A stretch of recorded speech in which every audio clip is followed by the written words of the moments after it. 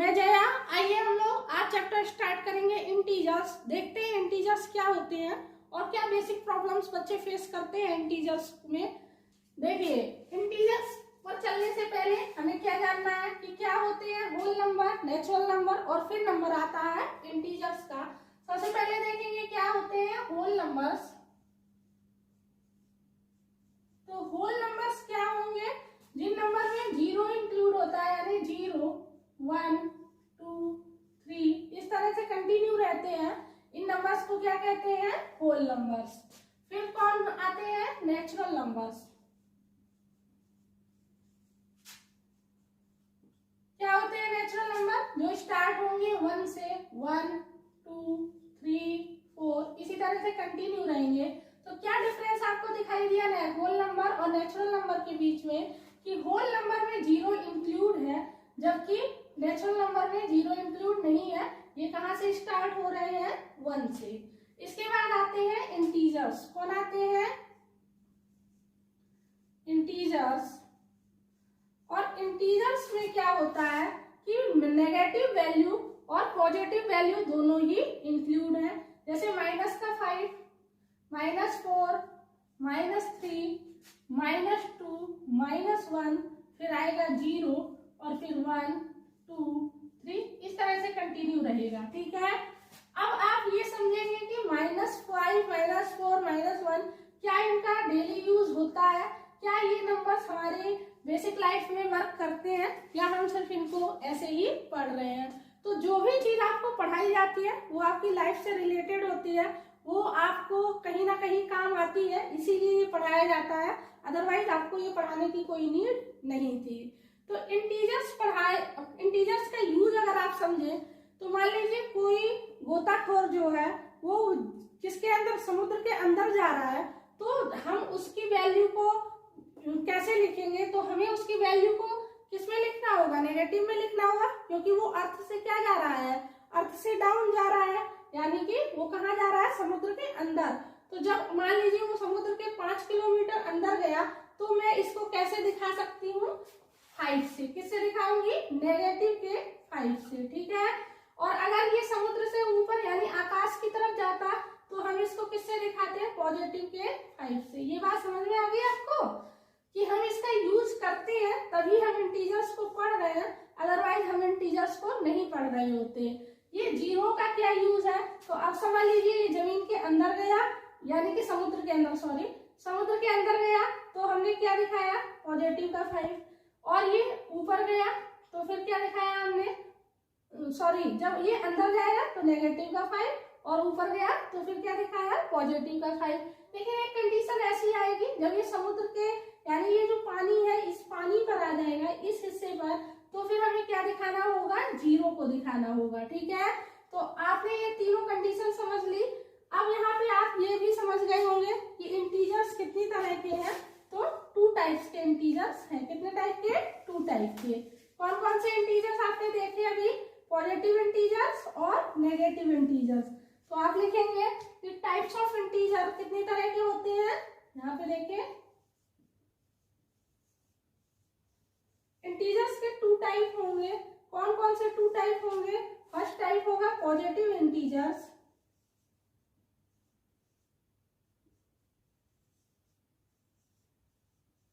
और second type होगा negative integers. तो फिर 0 क्या है? तो 0 इंटीजर्स तो है, लेकिन ना तो पॉजिटिव है और ना ही नेगेटिव है। तो 0 सेल्फ वैल्यू काउंट करता है, इसलिए 0 ना तो पॉजिटिव इंटीजर्स है और ना ही नेगेटिव इंटीजर्स है। इसके बाद क्या आते हैं? इसके बाद इंटीजर्स के ऑपरेशन आते हैं। तो आइए देखें मैथ में ऑपरेशन क्या है। तो मैथ में ऑपरेशन का मीन्स क्या होता है? यानी कि हम किसी नंबर को, किसी डिजिट को प्लस, माइनस, मल्टीप्लाई और डिवाइड कैसे कर सकते हैं, इसी को हम मैथ के टर्म में क्या कहते हैं? ऑपरेशंस कहते हैं, है ना। तो इंटीजर जैसे नॉर्मल सभी नंबर्स क्या होते हैं? प्लस, माइनस, मल्टीप्लाई और डिवाइड होते हैं। ठीक उसी तरह से इंटीजर्स भी प्लस, माइनस, मल्टीप्लाई और डिवाइड होंगे। तो यहाँ पे क्या, सबसे पहले आप ये देख लीजिए कि क्या बेसिक रूल्स फॉलो करते हैं इंटीजर इंटीजर्स, देखिए प्लस और प्लस यानी ऑलवेज जब नंबर जब साइन कैसे होंगे, सिमिलर साइन होंगे, तो फिर आंसर भी उसी सिमिलर साइन में आएगा। ठीक है, अब माइनस और माइनस भी किसको फॉलो करेगा, माइनस को, लेकिन different sign always follow minus, है ना। जैसे प्लस और माइनस किसको फॉलो करेगा, माइनस को, और माइनस और प्लस किसको फॉलो करेगा, माइनस को। ये बातें क्लियर हो गई आपको, ये प्लस है, सॉरी, ठीक है, यानी प्लस और plus plus, minus minus plus, plus minus minus, और माइनस प्लस माइनस होता है। ठीक है, अब अगर इनके ऐड की बात करें, ऐड से पहले कुछ ब्रैकेट, अब देखिए एनसीईआरटी से अगर आप क्वेश्चन कर रहे हैं तो आप ये याद रखिए, एनसीईआरटी में 4 क्वेश्चन दिए हैं, उसके बाद फिर आगे बढ़ जाते हैं। तो आप ये मत समझिए कि एनसीईआरटी तो ऐसे ही डिजाइन कर दी गई, 4 सवाल है फिर सवाल ही नहीं है, हम क्या करें मैडम, ये नहीं। एनसीईआरटी की बुक जब भी आप खरीदते हैं तो एनसीईआरटी के साथ एनसीईआरटी का एग्जाम्पलर आता है, सिर्फ आप बुक ले आते हैं, एग्जाम्पलर छोड़ आते हैं, इसीलिए आपको प्रॉब्लम आती है। तो एनसीईआरटी परचेज करते समय एनसीईआरटी का एग्जाम्पलर भी परचेज करें, तब आप प्रैक्टिस कर पाएंगे। ठीक है, अब देखिए एक चीज और, जैसे यहाँ पर कोई क्वेश्चन दे रखा है, मान लीजिए -2 माइनस का 8, इस तरह के क्वेश्चन दे देते हैं और फिर आप कंफ्यूज होते हैं। तो आपको ये बात देखनी है कि जब भी यहाँ पे कोई भी साइन दे रखा है और अंदर ब्रैकेट में कोई साइन दे रखा है, तो इन दोनों साइन का आपस में मल्टीप्लाई होगा। क्या होगा, मल्टीप्लाई। तो जब माइनस और माइनस का आप मल्टीप्लाई करेंगे तो आंसर क्या होगा, पॉजिटिव हो जाएगा। यानी सीधे सीधे अगर इस तरह से कोई क्वेश्चन दिया है तो आप ये समझना है अंदर वाली जो टर्म है वो किस में है, पॉजिटिव में। ठीक है, माइनस माइनस का मल्टीप्लाई किया तो क्या हो गया, पॉजिटिव का 8 हो गया, और इस पॉजिटिव के 8 में से ये माइनस होगा 2। क्यों होगा, समझ लीजिए आपका बैंक बैलेंस 8 रुपीज का था, कितने रुपीज का, 8 रुपीज का।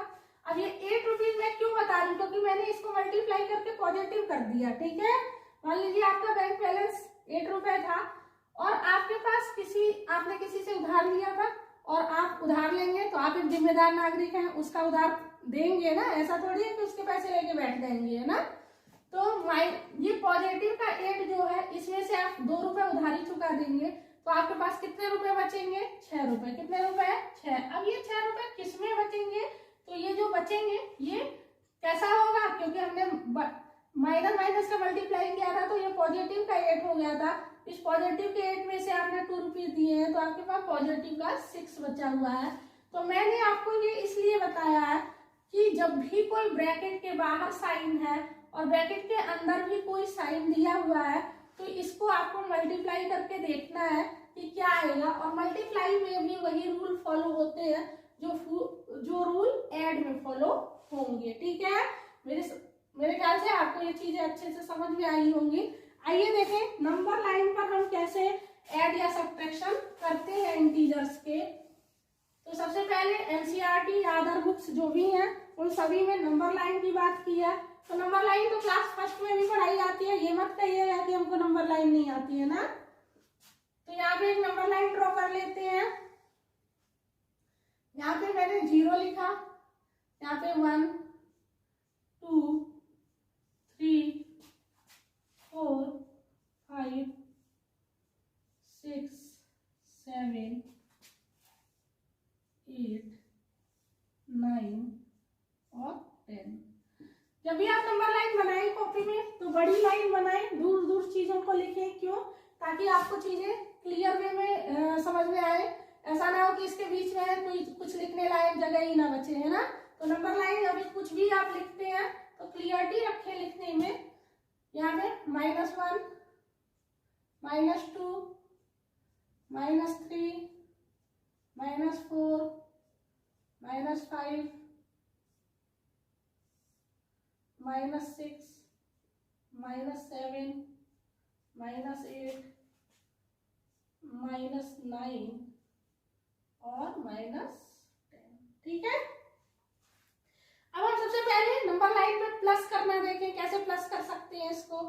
तो मान लीजिए यहाँ पे कोई क्वेश्चन देता है 2 + 5, सबसे जनरल क्वेश्चन है ना। जो हम बचपन से करते आ रहे हैं। तो सबसे पहले फर्स्ट टर्म को फॉलो करेंगे, तो फर्स्ट टर्म की तरफ चलेंगे। तो कहाँ से चलना स्टार्ट करते हैं ऑलवेज? 0 से। तो 0 से कहाँ चलेंगे? 2 की तरफ। पहुंच गए 2 की तरफ। फिर कितना चलना है आपको? 5। तो 1 2 3 4 5। कहाँ पहुंच गए हम? 7 के पास। तो जहां पहुंच जाएंगे वही इसका आंसर होगा। ऐसा मत करिएगा कि डायरेक्ट आप 5 के पास पहुंच जाए, है ना। पहले फर्स्ट टर्म को फॉलो करेंगे, देन सेकेंड टर्म को। अगर फर्स्ट टर्म सेकेंड टर्म को भी फॉलो करेंगे तो पहले 5, उसके बाद 1 2 चलना होगा। ऐसा नहीं है कि आप डायरेक्ट पहुंच जा रहे हैं 7 पे, ऐसे नहीं चल सकते आप नंबर लाइन पर, ठीक है। तो ये क्लियर हो गया। अब मान लीजिए नेगेटिव इंटीजर्स की तरफ अगर हमें चलना होता तो कैसे चलते? सपोज ये माइनस का 2 है, ये प्लस माइनस का 8, ठीक है। अब ये इंटीजर्स क्या है? यहाँ पे आपको माइनस दिख रहा है, यहाँ भी माइनस दिख रहा है, लेकिन बीच में साइन क्या है? प्लस। दैट मीन्स हम क्या देख रहे हैं? इंटीजर्स का ऐड देख रहे हैं। क्या देख रहे हैं? ऐड। अब प्लस और माइनस का मल्टीप्लाई होगा, तो हमने अभी क्या देखा था? प्लस माइनस का मल्टीप्लाई होगा तो क्या हो जाएगा? माइनस, है ना। तो माइनस का 8 और माइनस का 2, माइनस का 8 और माइनस का 2 प्लस करेंगे तो फिर क्या होगा आंसर? देखिए क्या होगा, यहाँ पे देखते हैं, है ना, नंबर लाइन पर।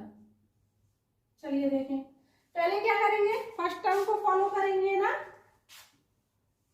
ये मैंने यहाँ से इरेज कर दिया। अब देखिए पहले फर्स्ट टर्म को फॉलो करेंगे, दैट मीन्स -2 की तरफ चलेंगे। तो चलिए -2 की तरफ पहुंच गए, ठीक है। अब किसकी तरफ चलना है? -8 की तरफ। तो अब -8 की तरफ का मतलब ये नहीं कि यहाँ पे आप -8 आ जाए। मीन्स इसका मीन्स क्या है कि आप 8 स्टेप और चलें। किसकी तरफ? नेगेटिव इंटीजर्स की तरफ, ठीक है। तो चले 1 2 3 4 5 6 7 8। अब जब आप 8 स्टेप और चलते हैं तो आप किसके पास आते हैं? -10 के पास। तो कितना आ गया आपका आंसर? -2 प्लस -8 इक्वल टू क्या हो जाएगा? -10, ठीक है। ये बात समझ में आ गई आपको।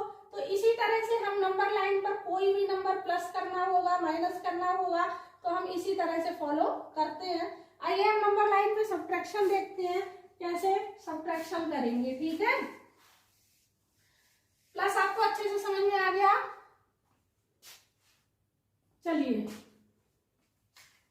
यहां पर देखिए कैसे नंबर लाइन पर माइनस किया जाएगा।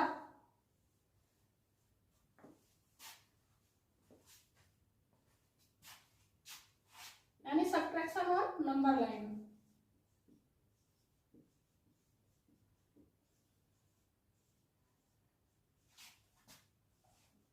सब्ट्रैक्शन ऑन नंबर लाइन, ठीक है। नंबर लाइन में सब्ट्रैक्ट कैसे करेंगे? तो यहाँ पे क्वेश्चन लिखते हैं -8 माइनस का 5, ठीक है। अब मैंने आपको अभी क्वेश्चन बताया था वहां पर कि क्या होगा, ये जो बाहर साइन है इसका अंदर मल्टीप्लाई होगा, तो माइनस माइनस का मल्टीप्लाई होगा तो क्या हो जाएगा? ये प्लस हो जाएगा, क्योंकि सेम साइन ऑलवेज किसको फॉलो करते हैं? प्लस को, ठीक है।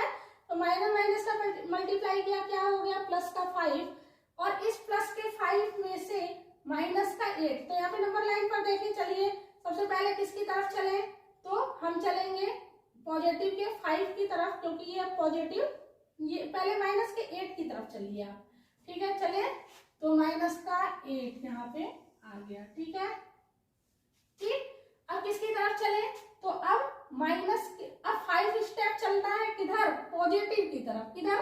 पॉजिटिव की तरफ। तो पॉजिटिव का मतलब आप यहाँ नहीं चल रहे हैं। पॉजिटिव का मतलब जब भी इसके राइट साइड चलना शुरू करेंगे तो इसका मतलब हम पॉजिटिव टर्म को फॉलो कर रहे हैं।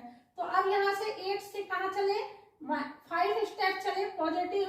तो 1 2 3 4 और 5। तो कहाँ पहुंच गए हम लोग? -3 के पास।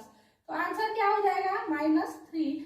तो हमेशा नेगेटिव इंटीजर्स करते समय, सब्ट्रैक्शन करते समय पहले फर्स्ट टर्म की तरफ चलेंगे, देन पॉजिटिव इंटीजर जो कुछ भी होगा, यानी पॉजिटिव नेगेटिव जो भी होगा उसको फॉलो करेंगे, ठीक है। तो अभी कितना हो गया? -3। और जनरल टर्म में सोचे तो क्या हो जाएगा? ये माइनस माइनस प्लस हो गया, तो यानी 5। और 8 रुपए आपके पास उधारी थी तो आपने उसमें से 5 रुपए जो है चुका दिए हैं, दे दिए उसके, तो आपके पास कितने रुपए बचे हैं उधार के? माइनस के 3 बचे हैं, ठीक है ना। इसी को हमने किस पर दिखाया है? यहाँ पर नंबर लाइन में। और भी कुछ भी, कोई भी क्वेश्चन सेम पैटर्न ही फॉलो करेंगे सारे क्वेश्चन, ठीक है। तो आप प्रैक्टिस करिएगा नंबर लाइन पे एडिशन की और नंबर लाइन पे सब्ट्रैक्शन की। उसके बाद अगर आपको कोई प्रॉब्लम आ रही हो तो आप प्लीज मुझे कमेंट करेंगे। और एनसीईआरटी या फिर जो भी आप बुक फॉलो कर रहे हैं उनमें प्रैक्टिस वाले क्वेश्चंस को एक्सरसाइज दे रखी है, एक्सरसाइज में क्वेश्चन दे रखे हैं। एक्स्ट्रा क्वेश्चन भी आपको कहीं से मिले तो उनको करिए, क्योंकि क्वेश्चन प्रैक्टिस से ही आपको आएंगे, ठीक है। तो आज हमने नंबर लाइन पे एडिशन, नंबर लाइन पे सब्ट्रैक्शन देख लिया है और इसके बेसिक टर्म देखे हैं। इसके बाद हम लोग क्या देखेंगे कि मल्टीप्लिकेशन और डिवीजन, और इसमें प्रॉपर्टी दे रखी है चैप्टर में, कम्यूटेटिव प्रॉपर्टी, डिस्ट्रीब्यूटिव प्रॉपर्टी, ये जो प्रॉपर्टी दे रखी है उन प्रॉपर्टी को देखेंगे, ठीक है। Thank you for watching. अगर आपको अच्छे से समझ में आया हो तो हमारे चैनल को सब्सक्राइब करें और लाइक करें।